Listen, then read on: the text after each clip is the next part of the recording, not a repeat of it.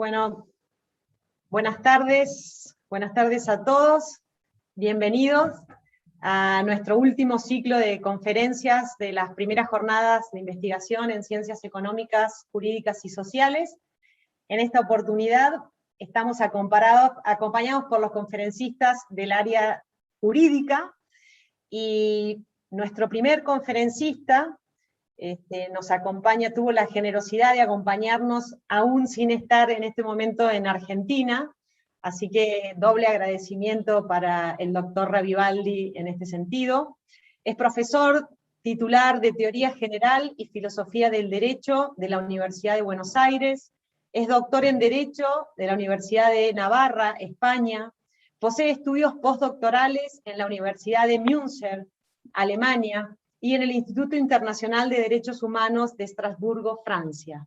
Obtuvo el premio ACECID de la Academia Nacional de Derecho y Ciencias Sociales de Buenos Aires por su libro Teoría del Derecho. Desde 2018, presidente de la Asociación Argentina de Filosofía del Derecho. Desde 2012, académico de la Academia Nacional de Ciencias Morales y Políticas de Buenos Aires, autor de numerosos artículos, papers y libros de divulgación científica y doctrina, tanto en Argentina como en el extranjero. Sí, el doctor Ravivaldi nos hablará o disertará en esta oportunidad sobre El investigador es de su tiempo, apuntes sobre el oficio del investigador. Doctor Ravivaldi, muchas gracias por acompañarnos, le damos la palabra. Muchas gracias, licenciada Zuviría, y muchas gracias a todos los que nos acompañan en estas jornadas que está organizando la Universidad Nacional de Salta. Resulta para mí un honor y un placer poder compartir con ustedes algunas reflexiones. Yo asumo que la idea de la universidad es fomentar la línea investigativa. Esto es, como todos sabemos, una de las notas características que tiene la universidad. La universidad, de alguna manera, de manera histórica, surge a partir de una vocación por saber, por aumentar el conocimiento y por realizarlo de una manera sistemática y organizada. Esta es el ADN de la vida universitaria, tal y como fue configurada a partir del siglo XII, y creo que las universidades no deben olvidar esa característica identitaria. Después pasaron muchas cosas, corrió mucha agua bajo el puente, y las universidades se transformaron en ámbitos que facilitaban las enseñanzas de profesiones que luego permitían un desarrollo de la vida profesional. Incluso en algunos casos, como es en nuestro país, las universidades además habilitan el título o el ejercicio de una profesión, cosa que no sucede en muchos otros países. Es clásico el caso de los Estados Unidos, es clásico incluso en el caso de Brasil, ¿no? En donde las universidades no habilitan títulos profesionales. Es decir, que esta idea de la investigación como nota característica es algo que siempre la ha caracterizado y que conviene no olvidar. Y desde ese punto de vista celebro la jornada o estas instancias de reflexión que la Universidad Nacional de Salta está convocando. Yo lo que quería comentarles o transmitirles a ustedes es de alguna manera unas reflexiones que para mí han sido sumamente útiles a lo largo de mi vida como profesor y como estudioso o estudiante, porque uno nunca termina de estudiar, sobre el ámbito de las ciencias jurídicas. Esas notas que a mí siempre me generaron una enorme empatía. Es un viejo libro del padre Sertillange, La vie intellectuelle, la vida intelectual, hay traducción castellana, en donde él caracterizaba al intelectual con 3 notas fundamentales. La primera, el intelectual es un consagrado; la segunda, el intelectual no es un aislado; y la tercera, el intelectual es de su tiempo. Esas 3 características que yo aprendí de Sertillange, siempre he procurado transmitirlas a los estudiantes de doctorado en los distintos cursos que he ido dictando a lo largo de estos últimos años y que me permito compartir con ustedes. El intelectual es un consagrado, dice Sertillange, y él con esto lo que nos quiere señalar es que nosotros tenemos una vocatio, una llamada hacia la investigación, hacia aquello que Aristóteles al principio de la metafísica dice: todos los hombres desde siempre han tenido el espíritu de saber.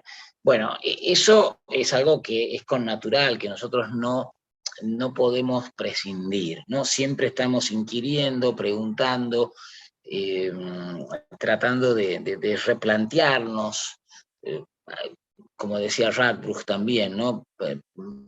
Preguntarnos y repreguntarnos hasta el fin todo lo que se ha repreguntado desde siempre, ¿no? Entonces, a esta es la nota que él asocia con la idea de que uno es un consagrado. Siempre está tratando de ir más allá, de preguntarse el porqué o las causas últimas. La segunda nota es la nota de que no es un aislado, y una prueba de esto es esto que estamos nosotros haciendo aquí ahora. Es decir, somos una comunidad. La universidad se estructura como una comunidad, como una corporación. Se pensó en el medioevo, en donde había un conjunto de estudiantes que seguían a ciertos docentes, a ciertos profesores, y se trasladaban así como el docente iba trasladándose, ¿no?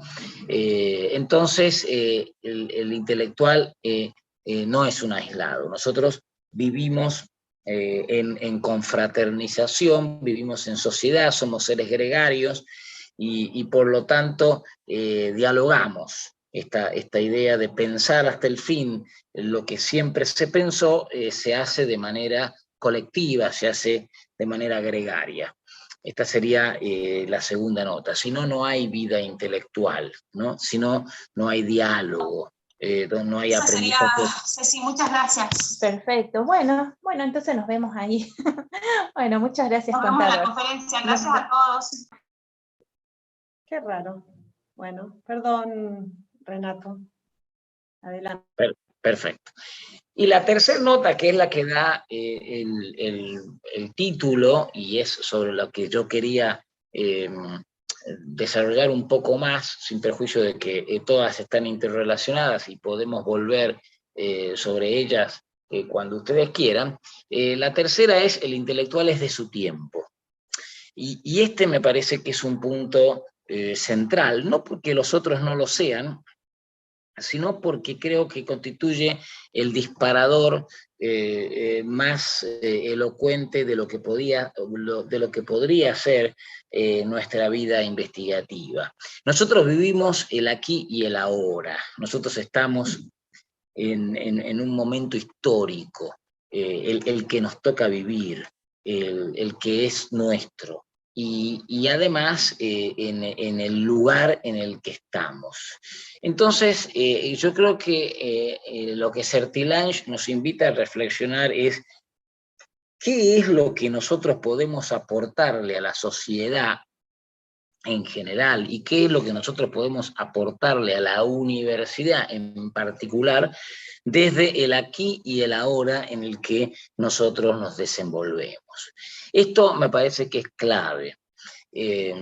La vida de investigación, la reflexión intelectual, no puede ser ajena a nuestro tiempo, a los problemas de nuestro tiempo, a las preguntas e interpelaciones de nuestro tiempo.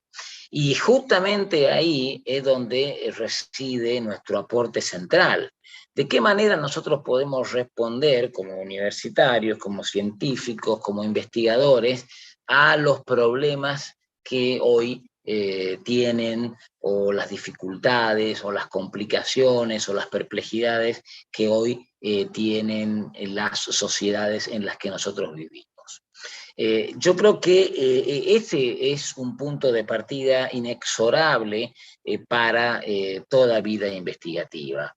Se reprocha que las universidades no hacen investigación, se reprocha que los científicos de las universidades, por de pronto la CONEAO siempre resulta ser muy exigente, y sin embargo parecería que la investigación es una tarea relativamente sencilla si se la asume desde este lugar que yo estoy tratando de sugerir.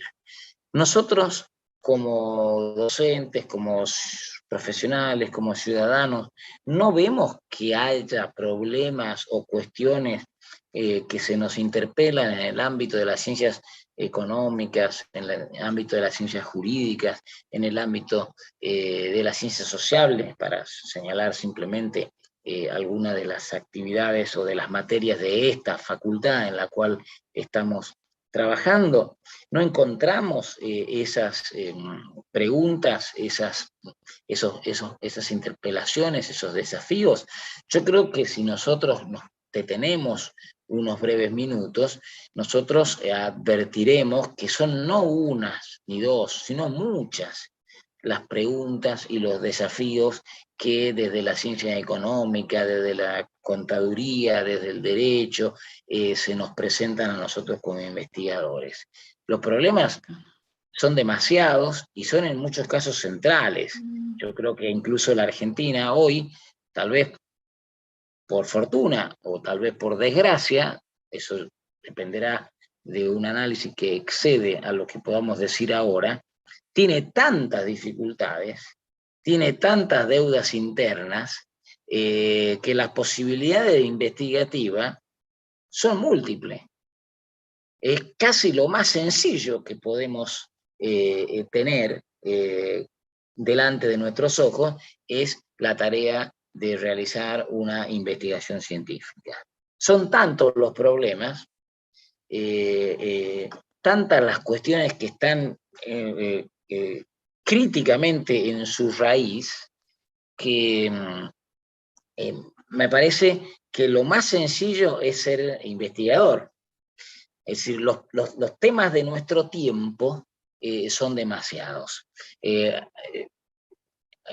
Hace un año que vivimos una tragedia que no pensábamos, que de alguna manera creo lo estamos superando ya, pero esa tragedia ha dejado numerosas preguntas y numerosos planteos por delante que responder.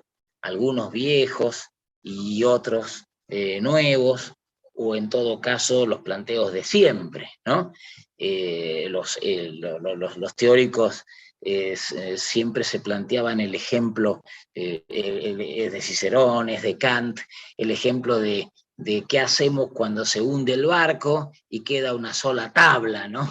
Y hay dos personas.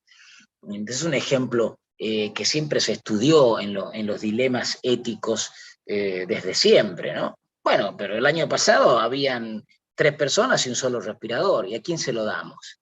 Entonces, estos temas, para señalar solo un ejemplo de carácter bioético, que por ahí se pensaban superados en algunas sociedades, volvieron a ser centrales en las sociedades contemporáneas. Y a partir de ahí hay un sinnúmero de otros inconvenientes. No quiero entrar en una casuística y tampoco quiero ser autorreferencial respecto de algunos proyectos que estoy dirigiendo en la Universidad de Buenos Aires y en la Universidad Católica de Salta sobre cuestiones de metodología de la enseñanza o sobre cuestiones de multiculturalismo y universalismo en la fundamentación de los derechos humanos.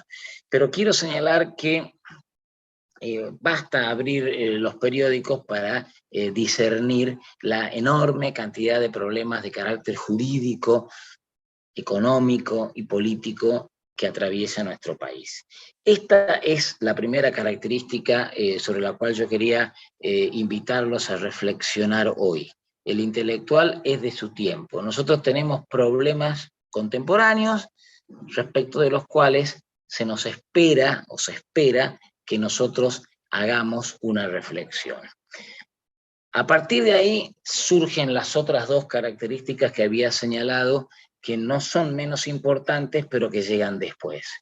La característica de que el intelectual no es un aislado, porque estos proyectos son proyectos colectivos.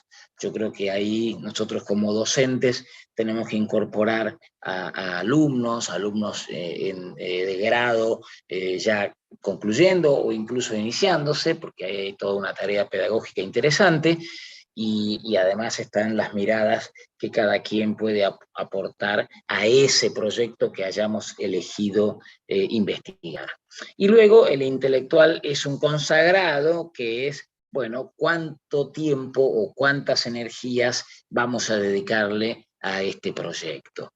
Ahí siempre hay una pregunta que Umberto Eco, en otro libro clásico, Cómo hacer una tesis doctoral, alguna vez formuló, y a mí me pareció siempre sugerente, es cuántas horas la semana pasada ustedes, los aquí presentes, se dedicaron a la vida intelectual. ¿Cuántas horas estudiaron, investigaron, leyeron, escribieron? Bueno, ahí tienen ustedes un parámetro de dónde están parados. No me tienen que decir cuántas horas. Pero lo que Umberto Eco actuaba como disparador, engarzando con estas palabras de Sertillange, es cuán consagrados somos para esto que queremos hacer. Y ahí viene una respuesta que la da Sertillange, que la da Eco y que la han dado los metodólogos. No es necesario muchas horas, sí es necesario una sistematización de esas horas.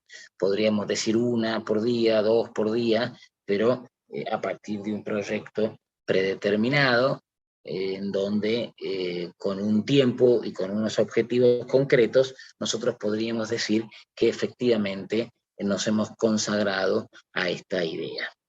Bueno, son propuestas o ayudas metodológicas en estos 20 minutos que me pidió Teodolina que compartiera con ustedes.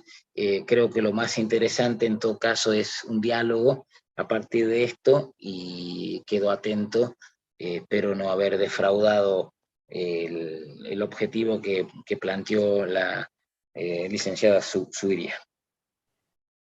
Doctor Ravivaldi, excelente. Me parecieron brillantes las notas de Sertillange sobre el quehacer del investigador.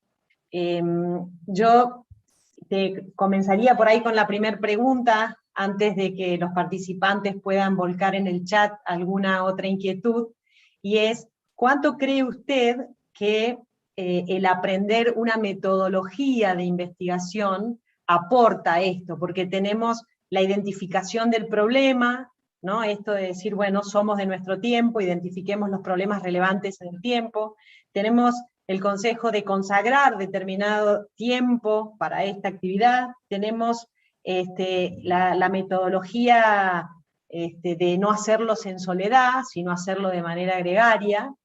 Pero me pregunto ahora, ¿cómo sistematizar el proceso de investigación? Y si usted cree que si los cursos de formación básicos en metodologías de la investigación son valiosos, o si un investigador simplemente se hace en el camino de la investigación, o si pasa por los dos lados. Muchas gracias. Gracias. Yo creo que son las dos cosas. Me parece que los cursos de metodología de la investigación son fundamentales, porque ayudan a ordenar, a describir todo lo que constituye la tarea investigativa, desde lo que se denomina metodológicamente la etapa heurística o de recopilación de los materiales, a la etapa de lectura, a la etapa de clasificación, sistematización, escritura. Es decir, todo tiene obviamente un método, un rigor, una disciplina, y para eso están las asignaturas de metodología de la investigación. Eso yo creo que es imprescindible. A veces yo tengo algunas observaciones metodológicas a los metodólogos que son absolutamente, a veces son excesivamente formalistas en cuanto al planteo de la hipótesis y las preguntas centrales y las preguntas secundarias.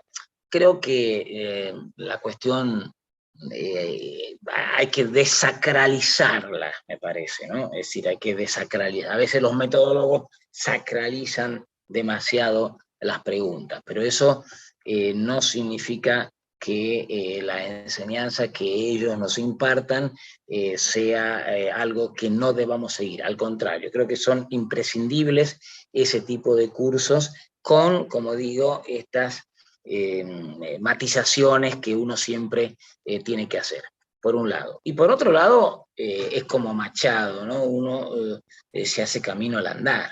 Uno empieza a investigar y va generando una dinámica, va generando un ritmo, va generando una experiencia que es algo muy propio y que permite ir haciendo los ajustes o las modulaciones necesarias a partir de las cuales se puede perfectamente llegar a un buen producto. Así que, pero me parece que lo primero es el camino metodológico, y después ya cuando uno va andando ese camino, ya se puede permitir ciertas licencias que la propia experiencia se lo va permitiendo. Así que yo diría que la respuesta iría por los dos lados. Perfecto, gracias doctor. Fabián ahora está recolectando algún par de preguntas del chat, y Fabián, te doy la palabra para que puedas hacer las preguntas al doctor Revivaldi. Bien, buenas tardes. Acá tenemos una pregunta del chat que dice lo siguiente. ¿Qué consejo le daría a los egresados o estudiantes si quieren ser investigadores y por dónde empezar? A mí me parece que los egresados deberían unirse a cátedras, a docentes que hubieran conocido a lo largo de la carrera universitaria y que les parezca interesante la asignatura que ellos dan. Entonces ponerse, para decirlo vulgarmente, bajo el ala de ese docente y empezar con ese docente un camino investigativo. Un camino docente y un camino investigativo. Normalmente me parece que hay que hacer la carrera docente, hay que participar de los concursos, cada universidad tiene un poco su estructura administrativa en ese sentido, pero el trabajo tiene que ser un trabajo gregario, colectivo, bajo una tutela, bajo una dirección. Esto conecta con la nota de que el intelectual no es un aislado. Uno se terminó de recibir y necesita de una colaboración, de una dirección. No puede trabajar solo. Ahí entonces es muy importante la tarea del docente. Y ahí obviamente el docente tiene que estar. El docente tiene que ejercer esa tarea pedagógica de enseñanza al recién graduado. Muchas veces nosotros observamos que los docentes no están, y entonces ese es un problema, porque eso no anima al estudiante interesado. Entonces tiene que haber un poco de los dos aspectos.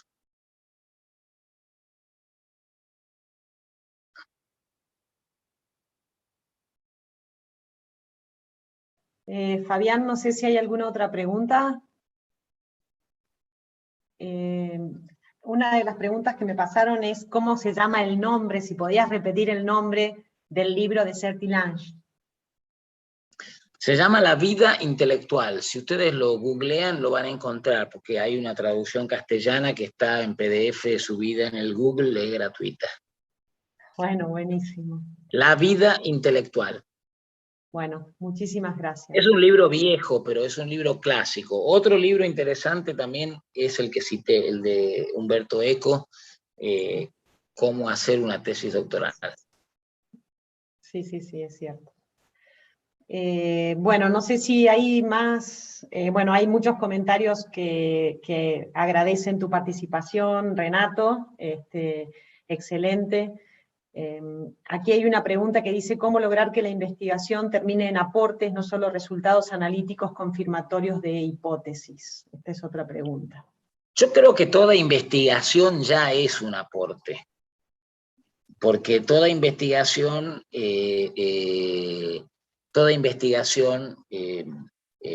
constituye por de pronto una puesta al día, una sistematización del tema de que se trate. Entonces eso ya en sí mismo es un aporte. Después puede haber un aporte, si se quiere, de carácter sustantivo, es decir, un descubrimiento. Yo puedo en una primera etapa decir, bueno, este es el estado de la cuestión. Sobre este tema han reflexionado A, B, C, D, E, y F y han dicho A, B, C, D, E. Perfecto. Entonces yo a partir de ahí ya he recopilado todo lo que se ha dicho o lo sustantivo que se ha dicho de este tema. Ahí viene una etapa, esa sería una primera etapa de carácter heurístico, si se quiere. Después viene una etapa más de carácter performativa o personal, que es, a mí me parece que la tesis A tiene algunas debilidades, la tesis B tiene algunas fortalezas, lo que dice fulanito de tal acierta en esto, pero desacierta en aquello, o me parece que está bien contestado por sutanito que refiere todo esto, pero lo que dice sutanito me parece que no da cuenta de la particularidad que tiene este tema respecto de lo que dijo, etc. Entonces ahí ya hay una etapa, una segunda etapa que tiene la investigación, en donde ustedes, desde su punto de vista, van como descartando. Entonces van diciendo, acá algunas cosas quedan y otras cosas no. Y después viene una tercera etapa que puede llegar o no, que es la etapa del descubrimiento, en la etapa en donde ustedes dicen, bueno, esta es la tesis. A partir de aquí yo llego a la conclusión de que la cuestión va por acá. Pero eso puede no llegar nunca. Es más, ustedes pueden terminar la investigación diciendo, no tengo una respuesta. Yo he señalado las fortalezas y las debilidades de A, B, C y D, pero no tengo una respuesta, porque creo que algo de verdad en lo de A existe y algo de verdad en lo de Z hay. Por lo tanto, mi tesis es que no hay una tesis. Es decir, mi tesis es que yo no tengo una respuesta acabada, definitiva, respecto de este tema. Y bueno, y esa es una tesis. Y no hay ningún problema con eso. Entonces, esto también creo que es importante para desacralizar lo que es una tarea de investigación. Mucha gente cree que para investigar tenés que descubrir la teoría de la relatividad, ¿no? Bueno, eso es el caso de Einstein. Sí, esa fue su tesis doctoral, descubrió la teoría de la relatividad, fue premio Nobel. Perfecto, pero es un caso en la historia de la humanidad. Entonces, creo que muchos pretenden tener vocación de Einstein, está bien, pero no te voy a decir que no la tenga. Pero creo que la investigación puede tener otro perfil. Y también es válida.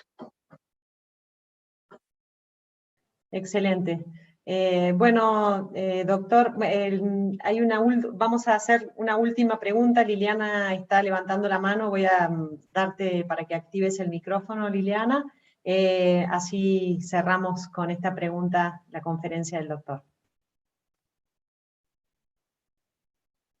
Ahí estás muteada, Liliana, a ver si podés habilitar de nuevo tu micrófono. Ahí está, ahí está. Buenas tardes, doctor Ravivaldi. A mí me pareció muy interesante su conferencia y también estas últimas preguntas, las respuestas de estas últimas preguntas, pero justamente me quedó la idea esta de que cuando la investigación refiere a un campo diríamos que vas directamente a hacer el trabajo de campo, ¿no? Y estás operando y empezás a operar con datos empíricos.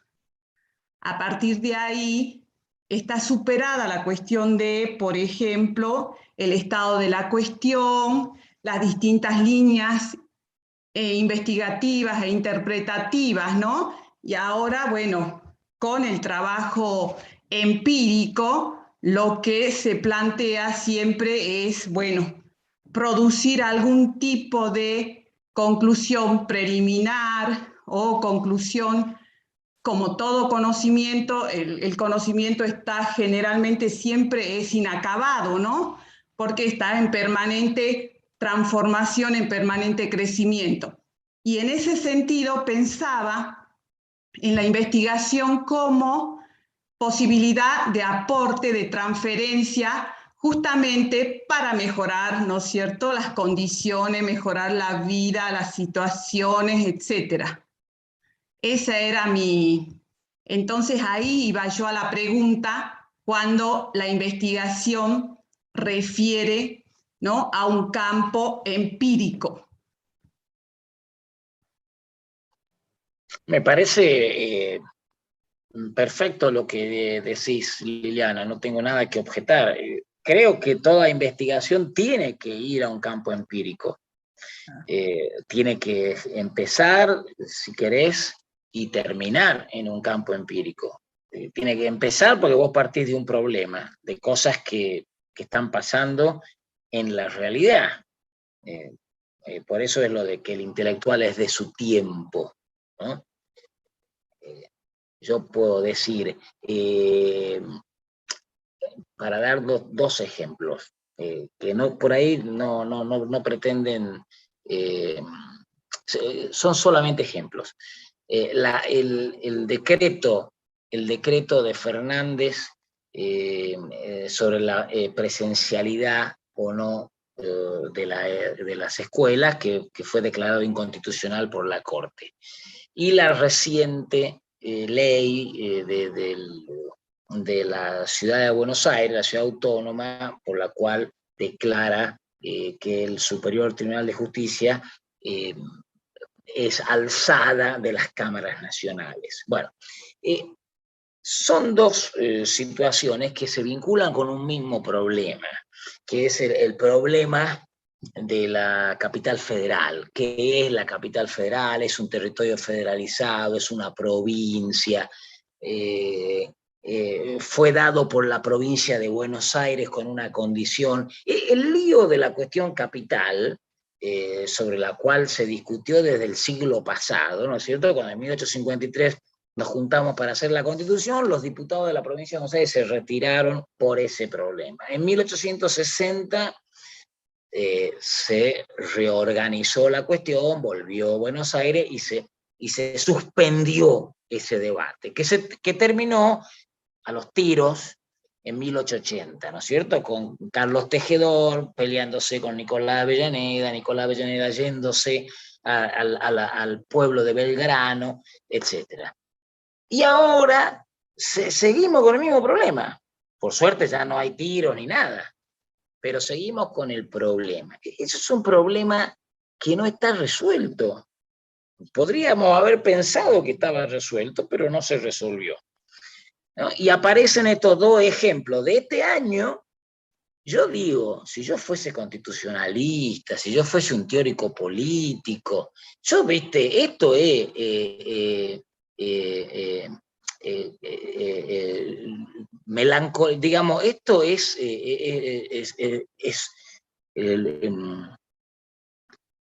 miel para mi paladar. Acá ya tengo una tesis doctoral.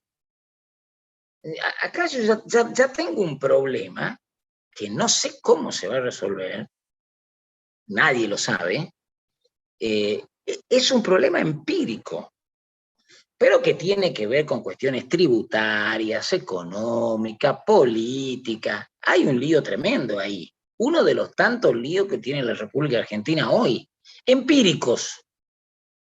Bien. Entonces, vos tenés un problema jurídico. Sería un problema que merece un recorte. ¿no es cierto? O si no, Sí. sería un gran proyecto para ser desarrollado por varios equipos. Por ejemplo. ¿Qué está planteando? Sí. Muchas ¿Entendés? gracias. Entonces vos te levantaste a la mañana y te enteraste que tenés este tema.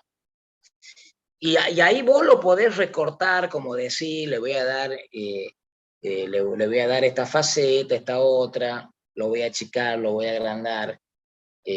Bueno, es un ejemplo, ¿no es cierto? Pero pueden haber miles. Por ejemplo, la región del litio acaba de ser creada. Interesantísimo, porque la Constitución del 94 hablaba de regiones, habla de regiones, pero no se había implementado hasta recién. Y mirá vos la implicancia económica, política, jurídica que tiene ese decretito nada más, o esa resolución. Digamos, podés tener una línea. Y ecológica, que no tenemos que abandonar.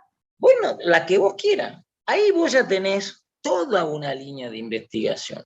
Exactamente. En la Argentina estamos en una situación tan convulsionada que todos los días te aparecen los problemas empíricos, como decís vos. Ahora, si nosotros no podemos investigar frente a eso, y hay un problema. Entonces ya el problema lo tienen los investigadores. Bien. Bueno, muchísimas gracias, Renato. Dejamos que continúes tus vacaciones, que has tenido la delicadeza de hacer un paréntesis en ella para estar acompañándonos en las jornadas. Así que ha sido un placer escucharte, valiosísimo los aportes que nos diste desde la facultad y en representación de las autoridades de esta facultad.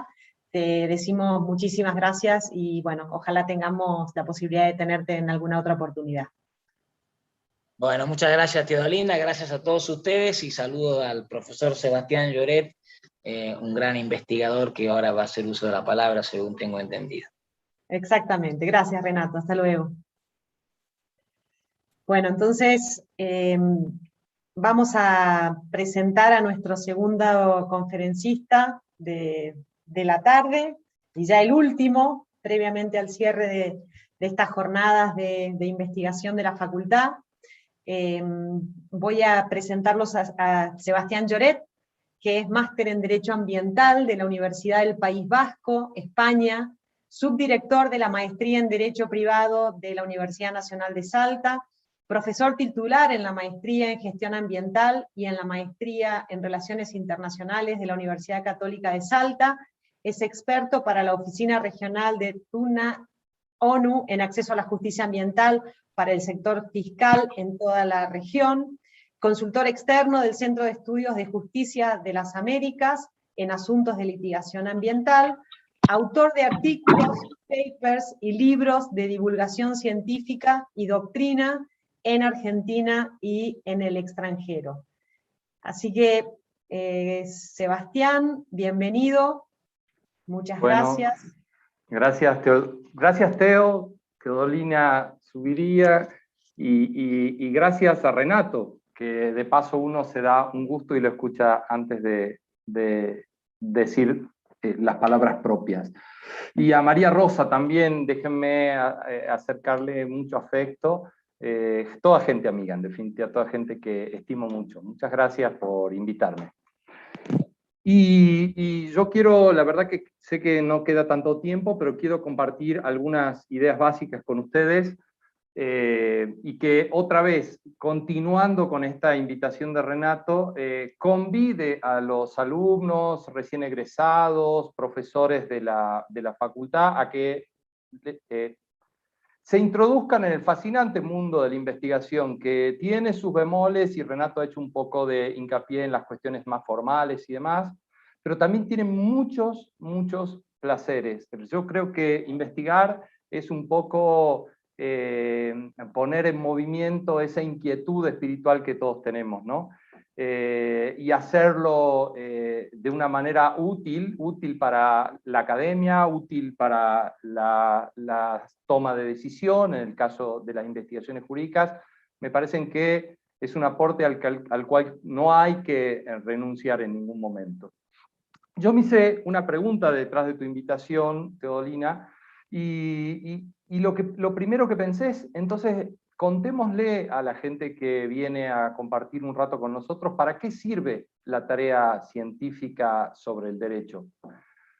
Y esto me remontó inmediatamente, y por eso el porqué del título de Derecho Vivo y Investigación Científica, porque los primeros que empezaron realmente un debate a fondo respecto a la discusión entre una posición positivista imperante en la época, una posición de fuerte positivismo normativo, legalista, frente a una corriente que empezaba a surgir al principio de 1900 o a albores del siglo antepasado, que tenía que ver con esa vieja aspiración de darle cientificidad a nuestra área de desempeño, pero también discutir cuál era la utilidad que esa especulación científica tenía.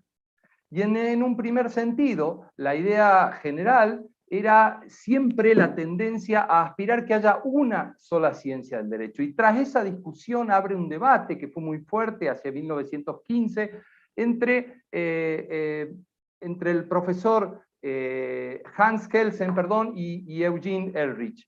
Quería pronunciarlo bien leyéndolo. Pero esa discusión entre el normativismo y el sociologismo a la que me quiero referir ahora, era un principio muy potente respecto a su impacto en términos de hacer actividad científica jurídica. Ese primer encontronazo entre estas dos posiciones tiene lugar cuando empieza una discusión de argumentos contrarios, rivales, donde por un lado se empieza a decir, con la irrupción de este sociologismo, Ehrlich tras estos debates es finalmente reconocido actualmente como el primer fundador de la sociología del derecho, pero esta idea de decía Ehrlich, allí hay, en ese cientificismo positivista, normativista, legalista, hay una idea de una dogmática como una metafísica, no hay ciencia verdaderamente, y es en la sociología donde se puede hacer una verdadera ciencia del derecho. Es decir, lo que quería Ehrlich es llevar a la técnica de observación de los hechos, de recopilación de la experiencia, de aplicación en definitiva de metodología cognoscitiva, para determinar o predecir o explicar hechos de la sociedad. Y esta idea empieza también a generar una suerte de pares opositores, ¿no? En las distintas motivaciones que a cada uno llevaba a esta situación. Fíjense que Kelsen o Ehrlich dice sobre Kelsen allí, en esa posición, lo que están haciendo es solamente buscar un derecho válido, explicar cuáles son los orígenes que fundan la validez y vigencia y hasta poder coercitivo de la normativa, pero queda allí, y lo único que nos está explicando en realidad qué es un derecho válido.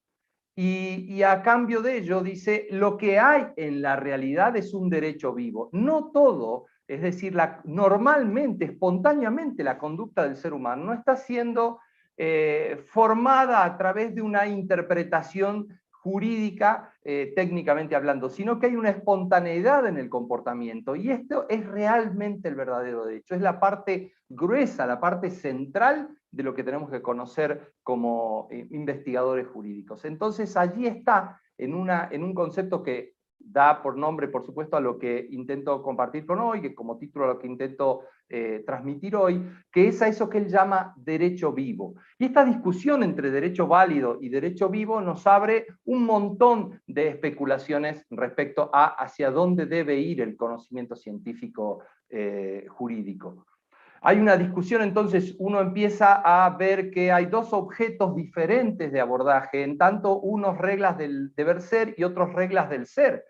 Hay una discusión metodológica que enfrenta a un método normativo, deductivo, frente a lo que Ehrlich decía es la verdadera forma metodológica de abordar objetos científicos, o científicamente objetos de estudio, que es un método de la fenomenología que se da en las relaciones sociales, y por lo tanto es un método que debe partir, como en las ciencias más empíricas, como inductivo.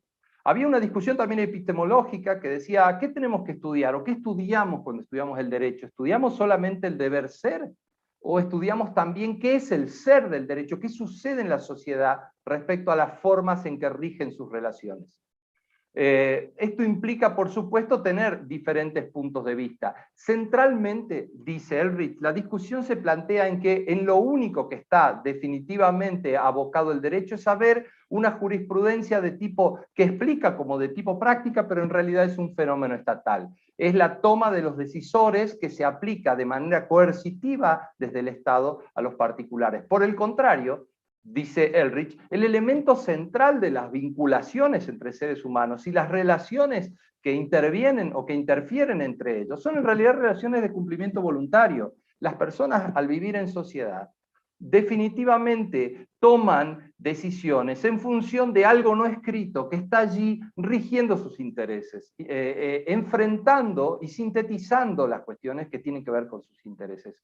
Por lo tanto, dice Ehrlich, ustedes solo están estudiando desde el factor coercitivo estatal, y por lo tanto las únicas normas que les importan en definitiva son las normas del derecho. Yo quiero acá hacer correrme un segundo y recordarles que el nuevo Código Civil, en el artículo primero, un experto acaba de hablar, que es Renato, dice que los casos deben ser resueltos en función de las leyes que resulten aplicables, pero no se detiene allí, y abre a este fenómeno que le llamamos el proceso de constitucionalización de los derechos privados, que dice que también debe regirse conforme la Constitución Nacional, los tratados de derechos humanos y los usos, prácticas y costumbres, en tanto sean vinculantes porque no se encuentren contra leyes. Es decir, ya el derecho expreso, ya el derecho literal, ya la cuestión específicamente del texto normativo, está diciendo que hay que ir a buscar formas de vinculación regulada de manera espontánea en las relaciones sociales que tienen que ver más con las creencias y las formas de comportarse ante los hechos de los sujetos de la sociedad, que con la forma regulatoria en que ha expresado su normativa el Estado. Hay una forma ahí muy reactiva frente a la idea del ordenamiento jurídico como algo impreso solamente como una norma. Por eso él dice que este derecho vivo, este derecho global, este derecho de las sociedades tiene que ver no solamente con el derecho legal del Estado, con el derecho de los jueces o jurisprudencia vigente, y con el derecho de la doctrina o de los juristas, lo que hoy llamamos la teoría del derecho, sino que tiene que ver con algo mucho más amplio, que es esta idea de la sociedad misma, la forma en que la sociedad misma se vincula.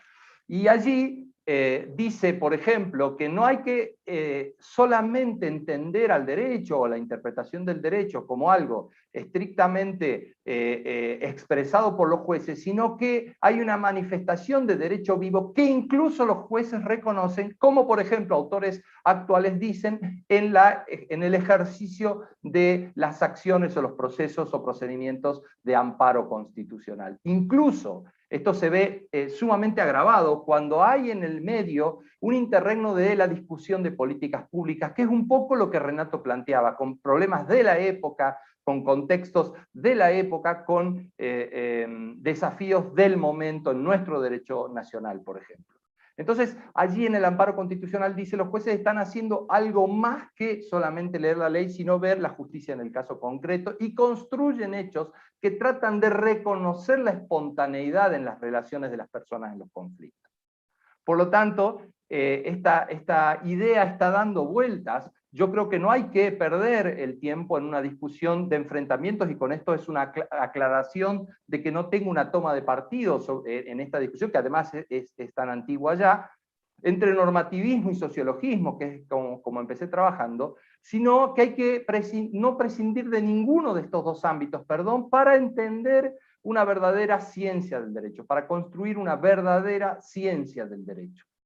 Si ustedes me permiten, yo quiero mostrarles cómo, de una forma muy práctica, de una forma muy sencilla, puede verse cómo el derecho hoy en día está estudiando mucho más que solamente el campo normativo. Si es posible, Teodolina, ¿puedo colocar una pequeña pantalla? ¿Teo? Sí, sí, Sebastián, estás de coanfitrión, tenés permiso para compartir pantalla, ¿eh? Ah, ok.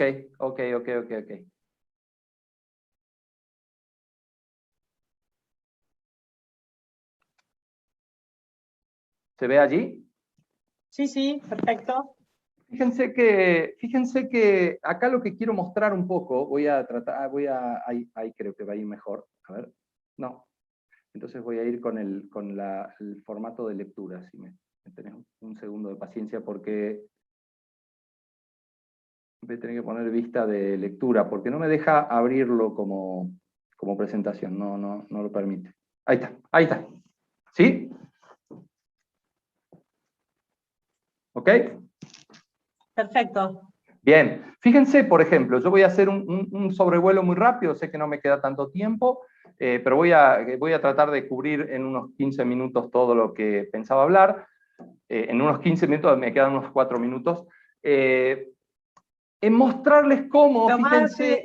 Sebastián, tenés margen para explayarte un poco más, así no corres. Ah, buenísimo. Ok. Gracias, Vale. Teo. Vamos. Entonces, lo que quería contarles es un poco qué está sucediendo en lugares que son muy hoy evidentes y visibles. Fíjense, por ejemplo, lo que estoy mostrando allí es un corte de una página a la cual entré hoy, así que es tal cual se ve hoy en Internet. Y fíjense que esto es un proyecto muy grande que abarca 139 países, y lo que está haciendo es medir un indicador del Estado de Derecho, de la regla de derecho, del cumplimiento de la regla del derecho por los distintos Estados-naciones. Y fíjense que allí nos cuenta, por ejemplo, que estudia esta regla de derecho en más de, o preguntándole a más de 138.000 hogares y a más de 4.200 expertos legales, es decir, hace una combinación, un juego muy interesante, donde le pregunta diversos factores, son 8 objetivos y 44 subfactores, a las cuales les pregunta, o sobre los cuales pregunta esta gente y hace unas consideraciones de cómo está el Estado de Derecho en cada país. Nos preguntamos qué es el Estado de Derecho, para decirlo muy fácilmente, se rige, o es el concepto que ha fijado esta investigación, de que el Estado de Derecho es un sistema de leyes, por supuesto, durable, de leyes, instituciones, normas, formas de organización, etcétera, las formas en que se regulan los conflictos comunitarios, ¿no? Las relaciones comunitarias, y tiene 4 principios, o se basa en 4 principios. En tener rendición de cuenta por los organismos públicos y privados que tienen que ver con la cosa pública, en tener leyes justas, por supuesto justas, estables, transparentes, etcétera, un gobierno abierto, es decir, tener todos los actos públicos a disposición, y esto tiene mucho que ver con el servicio de justicia, y finalmente que los mecanismos de resolución de conflictos permitan formas alternativas y diversas y que haya en realidad un acceso firme al respecto. Fíjense que si uno muestra Argentina en este contexto, piensen que acá no solamente se pregunta, como dije, a expertos, sino que se pregunta a por lo menos 1.000 personas comunes, y además se le pregunta a expertos, a un grupo de porcentajes, que yo estaba haciendo unos cálculos interinos hace un rato y me daba como unos 30 por ciudad, y por lo menos en 3 ciudades de cada país, de cada uno de los países. Dije que eran 168, y fíjense allí donde está Argentina. Argentina actualmente, año 2021, tiene la posición 55 sobre 139 países, es decir, que viene en decadencia, y en un indicador que va del 0 al 1, Argentina tiene 0,57, es decir, estoy hablando solo sobre justicia civil, sigo en el mismo concepto que quería iniciar, además entendí que esta es una facultad de ciencias económicas, jurídicas y sociales, y lo más interesante era la justicia que tiene que ver con lo aceitado y seguro que funcionan los negocios o los intercambios económicos. Entonces,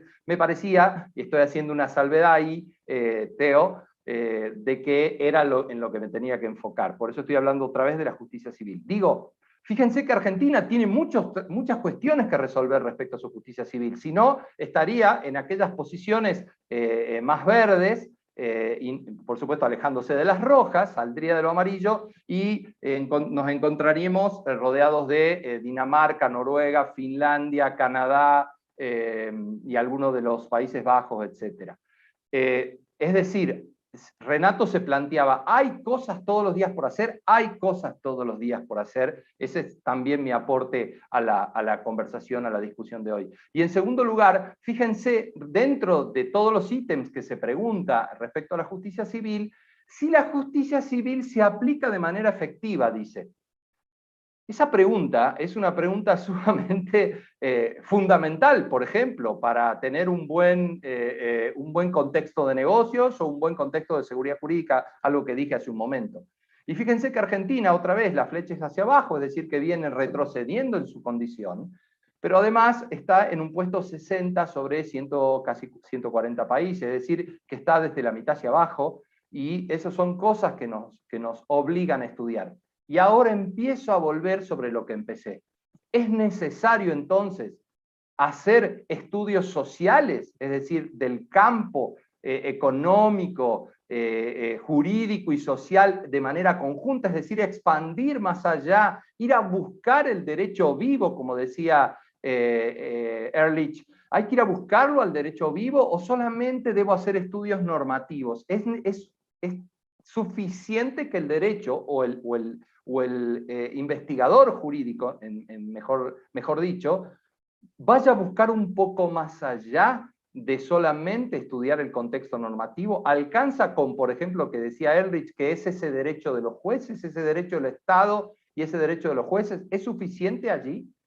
Yo pienso que no. Y fíjense que hace unos años yo tuve la suerte de dirigir a un hermoso grupo de profesionales y de investigadores alumnos, que hoy ya son también profesionales, y que en ese proyecto empezamos a intentar por primera vez en la provincia hacer una suerte de abordaje metodológico para diagnosticar este tipo de cuestiones.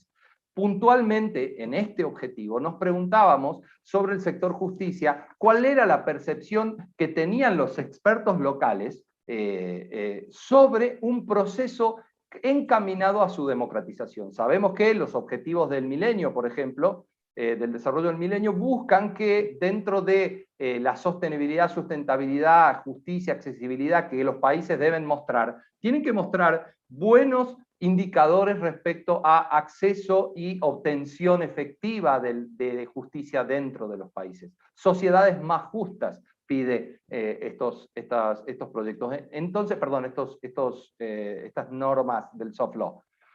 No obstante, yo quería mostrar que en Salta los números no distan de aquello que mostré y que uno puede ir a ver en el World Justice Project.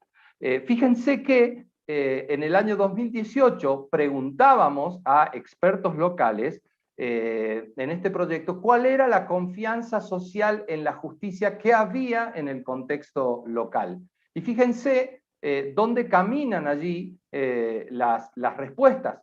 Si era muy alta, se debía acercarse a 2, y si era muy baja, debía ir hacia -2, siendo la media el punto 0. Lo que usamos acá es una técnica de preguntarle a expertos que se llama Delphi, que son en varias rondas sucesivas donde se le va mostrando al sujeto encuestado cuál es la dispersión y el marco de respuestas, y vuelven a inferir una nueva respuesta reflexiva, y por lo tanto se va consolidando la posición experta de cada uno. No quería hablar hoy de metodologías. Si hay preguntas, después explico quién fue experto para nosotros, cómo se eligieron los campos, cuáles eran los grados de campos y la evaluación del valor experto de cada uno de los encuestados. Es decir, hay una metodología detrás, pero yo quería mostrar una cosa un poco más motivadora, como pedías, Teo, para que los investigadores sientan que están invitados a a hacer esto y que en esto hay mucho otra vez de buena cosa por descubrir.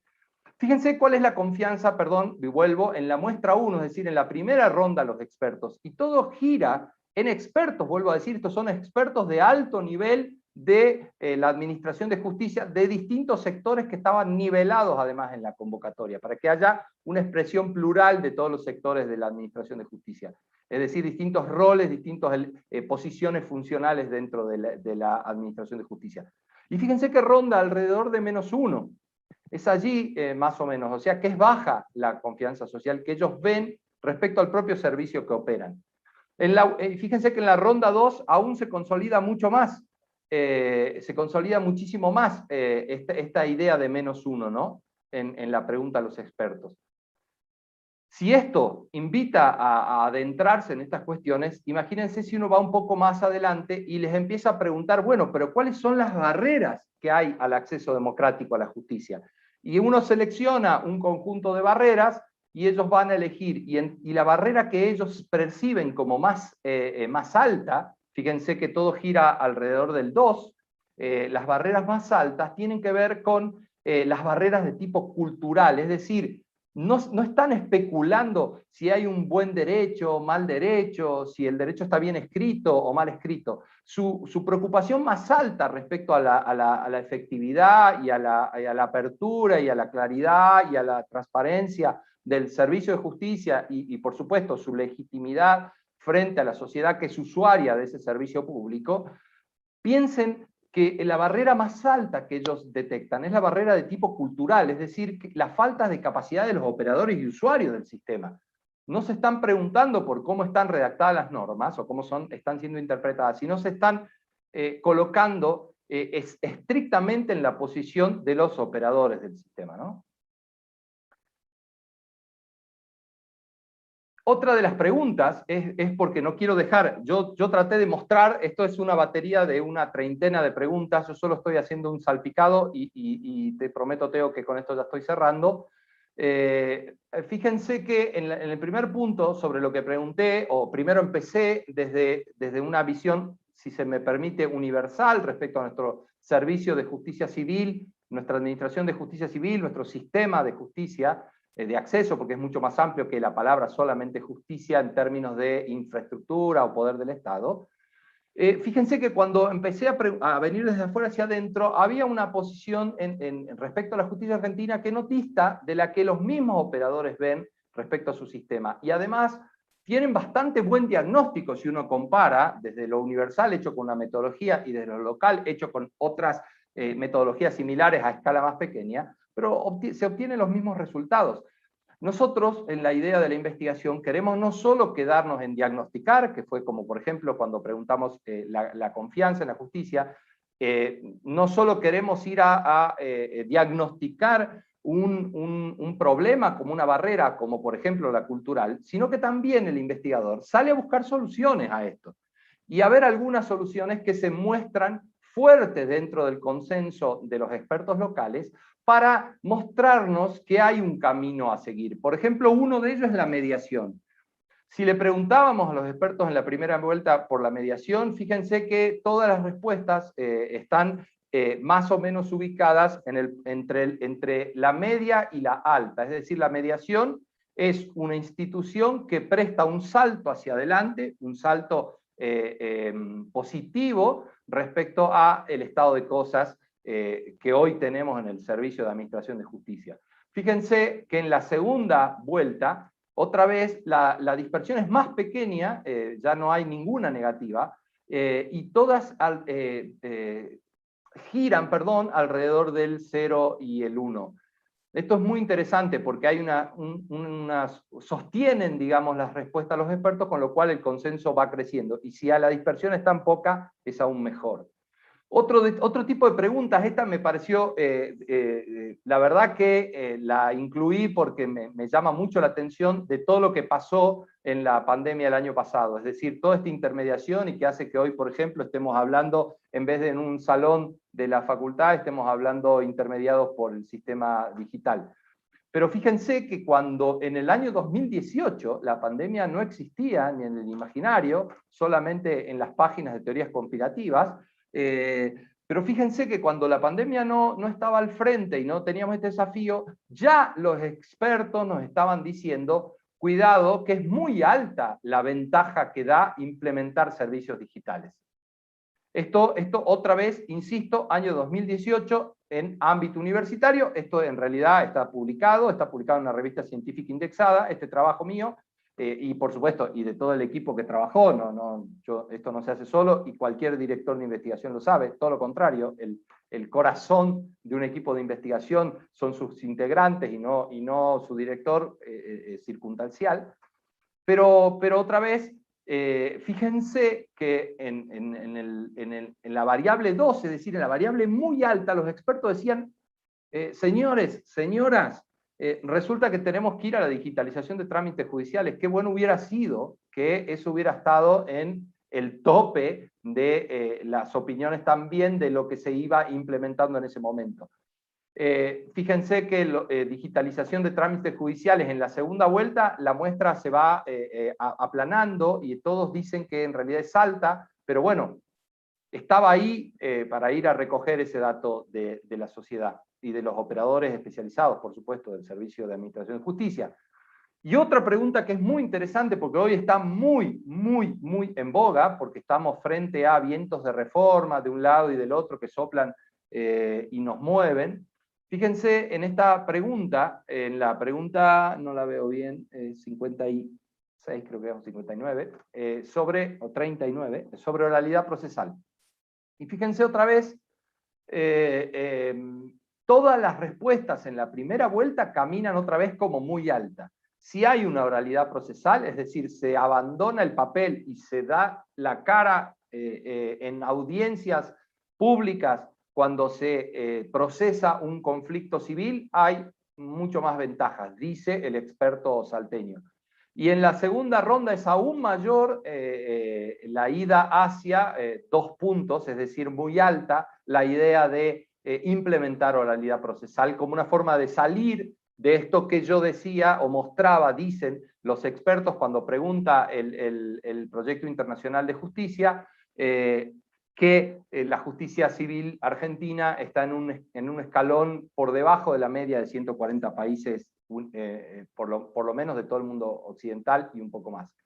Es decir que cosas para investigar, y con esto sí voy terminando, cosas para investigar, creo Teodolina, creo María Rosa, y creo junto a la audiencia que está aquí, las hay y las hay muchas, hay desafíos enormes ahí afuera para vincular el quehacer de nuestra ciencia jurídica con la realidad de la resolución o la solución de conflictos de la sociedad. Es una forma de volver a la legitimación, a la credibilidad, a la confianza de la sociedad en los operadores del servicio de justicia. Así que muchas gracias, espero haber traído algo interesante para compartir y convidar.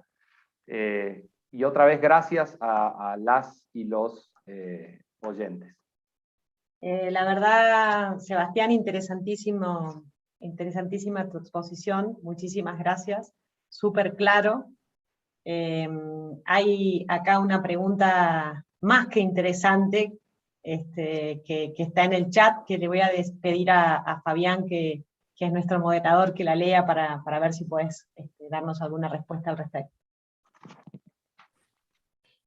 Bueno, gracias, Teo. Tenía una pregunta antes también, no parte mía, sino que también me la pasaron.